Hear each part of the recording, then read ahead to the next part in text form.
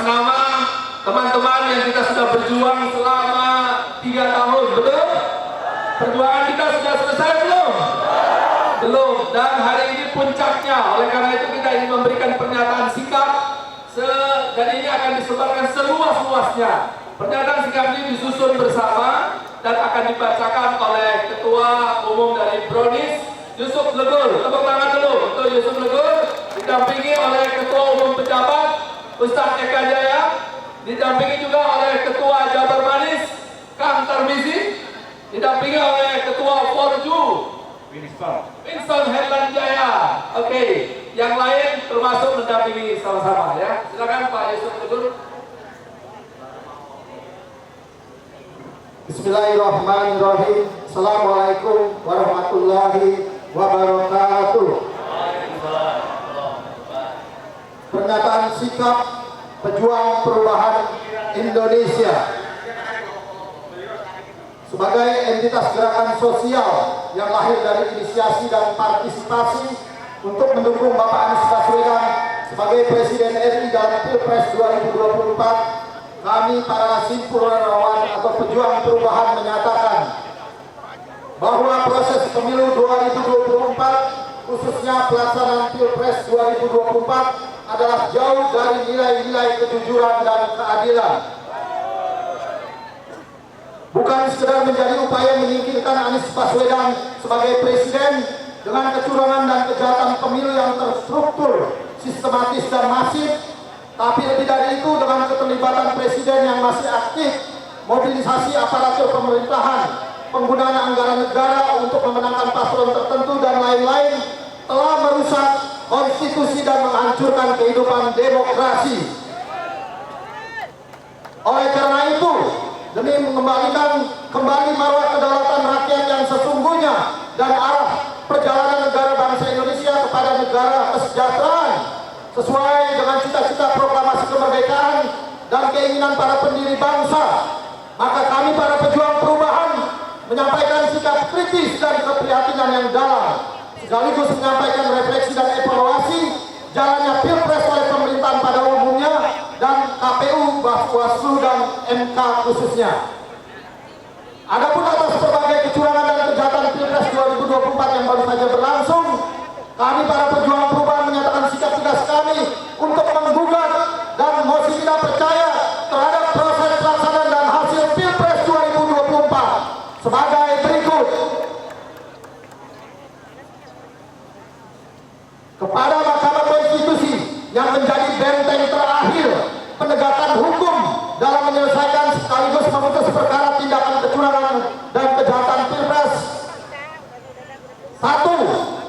Mendiskualifikasikan paslon Prabowo Gibran yang telah diumumkan menang oleh KPU melalui proses yang cacat hukum, mengabaikan etika dan menghancurkan prinsip-prinsip demokrasi. Kedua, menuntut pemungutan suara ulang tanpa pasangan Prabowo Gibran dan menjamin pelaksanaan Pilpres dengan mekanisme yang benar, terbuka, jujur dan adil. 3. Kami mendukung hakim Mahkamah Konstitusi untuk memutuskan perkara pemilu 2024 dengan mengedepankan ketinggian moral, hati nurani, dan keyakinan-keyakinan spiritual yang berbasis ketuhanan dan kemanusiaan. Kami berharap para hakim MK dapat menjalankan fungsi sosial hukumnya dengan kebebasan dan kemandirian yang terhormat dan bermartabat, serta berani mengambil resiko intimidasi, ancaman, dan teror dalam bentuk apapun dan dari siapapun. Demikian maklumat ini kami sampaikan. Semoga ini mampu memberi semangat, motivasi, dan energi bagi para hakim Mahkamah Konstitusi agar keputusannya dapat menjamin pemilu dan Pilpres yang konstitusional dan demokratis, mengawal kehadiran pemimpin nasional yang berintegritas, serta ikut menjaga eksistensi, keutuhan, dan kelangsungan masa depan rakyat, negara, dan bangsa Indonesia. Jakarta, 19 April 2024. Atas nama pejuang perubahan Dr. Legisan Samtasir, Ustadz Eka Jaya, Ustadz Tarmizi Sahir, Winston Herlan Jaya, Ibu Dio, dan Yusuf Legur. Terima kasih. Bila itu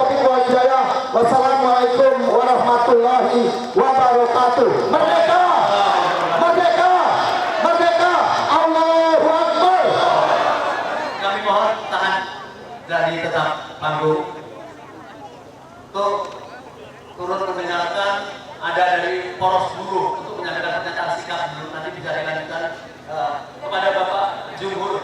Saya khawatir segera menghilang Bapak Jumhur. Gitu. Oh ya, oke. Nanti kita selesaikan proses dulu. Minta 2 orang dari proses itu bicara. Ya. Pernyataan sikap dulu. Pernyataan sikap nanti sekarang lanjut ke pernyataan sikap dari poros buruh. Ya. Pak Jumhur Hidayat, Hulu Sunati, Pak Arif Dinati, dan Dai Wahidin. Silakan naik ke panggung. Setelah pernyataan sikap dari poros buruh, kami undang dari Kuliwa. Ada Pak Taufik Baudi, ada Pak Buyung. Oh iya, terima kasih ya. Setelah ini ya Pak, ada Pak Kusunati, Pak Arif Dinati. Baik, Ya.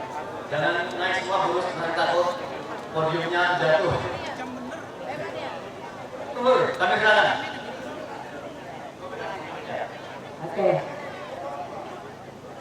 Oke. Bismillahirrahmanirrahim. Assalamualaikum warahmatullahi wabarakatuh. Masih semangat? Masih semangat? Terima kasih. Sebuah kehormatan bagi kami kaum buruh Indonesia yang bisa bersama-sama membersamai hari di tanggal 19 ini. Apa yang harus kita lakukan bersama? Ini adalah sebuah perjuangan rakyat Indonesia yang hari ini tidak baik-baik saja. Betul tidak? Inilah kita butuhkan kerjasama yang baik, persatuan yang baik untuk melawan ketidakadilan. Ketidakadilan bukan hanya di buruh, tapi ketidakadilan itu di semua lini sudah terjadi. Kenapa? Mungkin saudara-saudaraku, semua tokoh ulama dan yang lain-lain yang tidak bisa saya sebutkan, hari ini banyak sekali memprihatinkan bagi rakyat Indonesia yang belum lama ini kita disuguhkan ketidakadilan, kecurangan dalam Pilpres. Yang hari ini kita berharap kepada MK agar bisa memberikan putusan-putusan yang adil terhadap rakyat Indonesia. Betul tidak? Ini. Maka dari itu, mari kita sama-sama, selain kita berdoa, kita harus bersatu padu untuk melawan ketidakadilan ini. Betul tidak? Maka kita berdiri di sini, jangan kita beda-bedakan. Kita dari suku apa, dari tokoh mana, dari agama apa, tapi kita adalah bagian dari bangsa Indonesia yang sudah dijajah oleh para penguasa lebih tercinta ini. Ini yang harusnya sama-sama. Tidak perlu takut. Kita tidak perlu takut kita berdiri ini. Karena mereka juga bagian dari bangsa ini. Mungkin hari ini mereka belum tersentuh hatinya dalam perjuangan kondisi yang ada di negeri kita ini. Mudah-mudahan hari ini dan sampai tanggal 22 itu betul-betul hakim MK betul-betul berpikir secara jernih dan memutuskan seadil-adilnya. Apabila hakim MK juga tidak mendengarkan aspirasi rakyat Indonesia, apa yang harus kita lakukan bersama? Harus kita lakukan. Apakah Bapak Ibu sanggup untuk menginap di tempat ini? Maka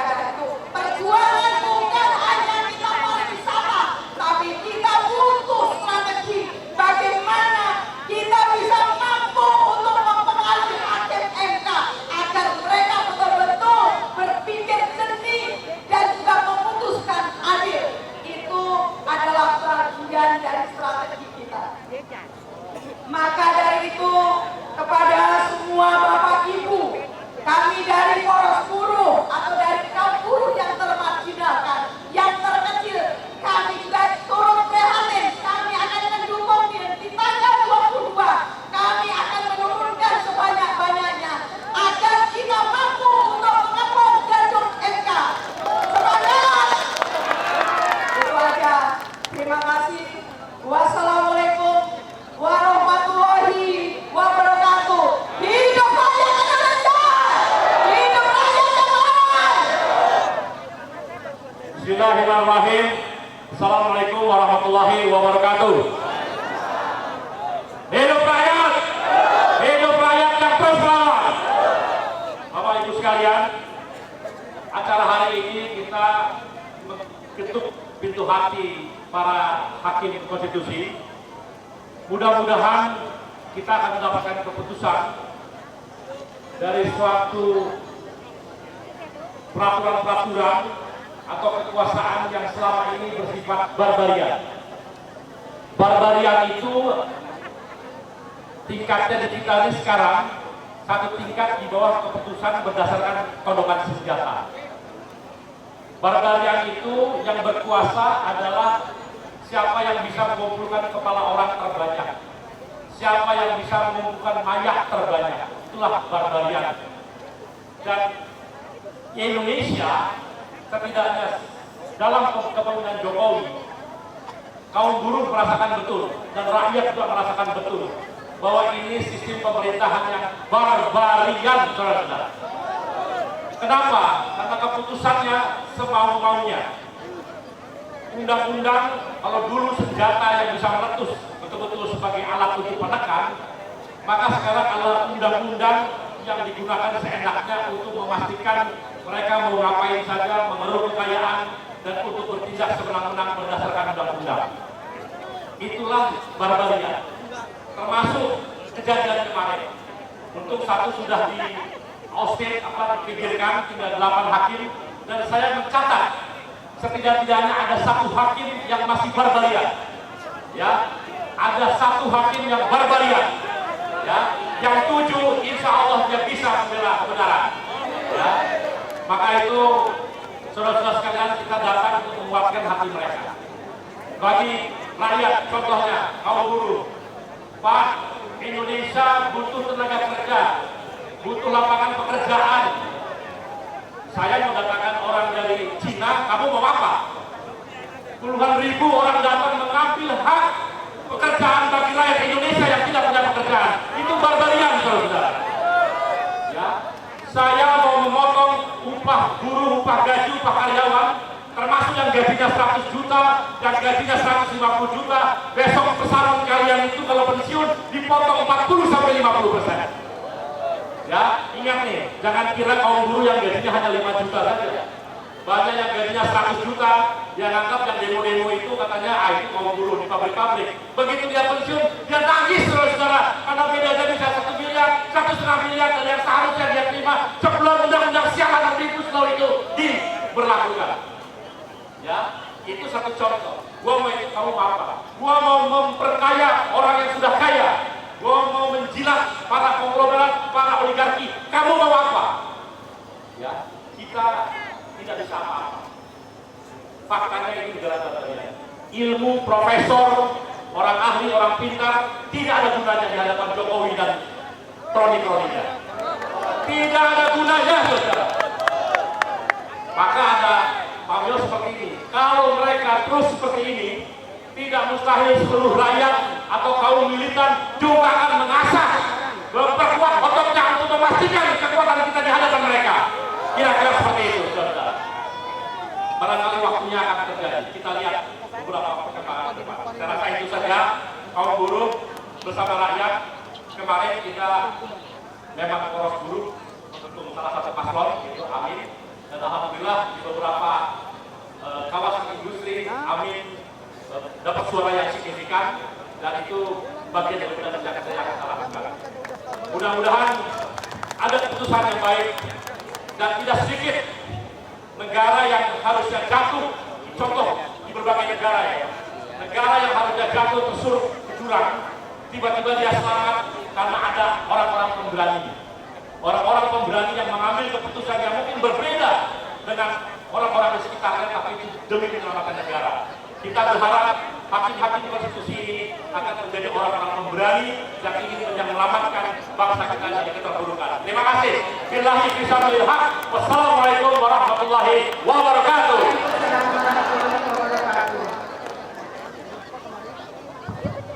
Bismillahirrahmanirrahim.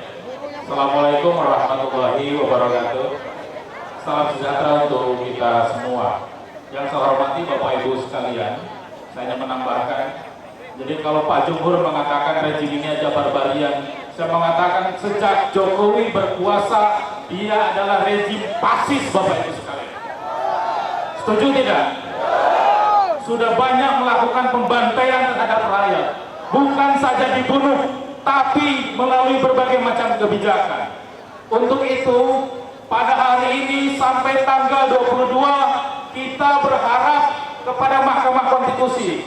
Maka, jika Mahkamah Konstitusi tidak sesuai dengan harapan rakyat, tidak berani menegakkan keadilan, tidak berani mempertahankan demokrasi yang sudah diacak-acak oleh rejim Jokowi, maka rakyatlah yang harus bangkit untuk mengangkat Jokowi.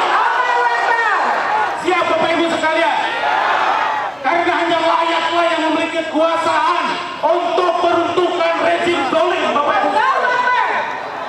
Saya kira dari sekarang, selain kita menguatkan Mahkamah Konstitusi, penting kita menguatkan barisan kita, bukan hanya sekedar gerombolan, tapi kita harus menjadi barisan yang kuat, sebagaimana para tentara yang harus satu komando. Maka setelah tanggal 22, mari perhatian kita geser kepada rejim Jokowi, kepada Jokowi, untuk kita tangkap oleh rakyat, diadili oleh rakyat. Itu saja dari saya. Billahi taufiq wal hidayah. Wassalamualaikum.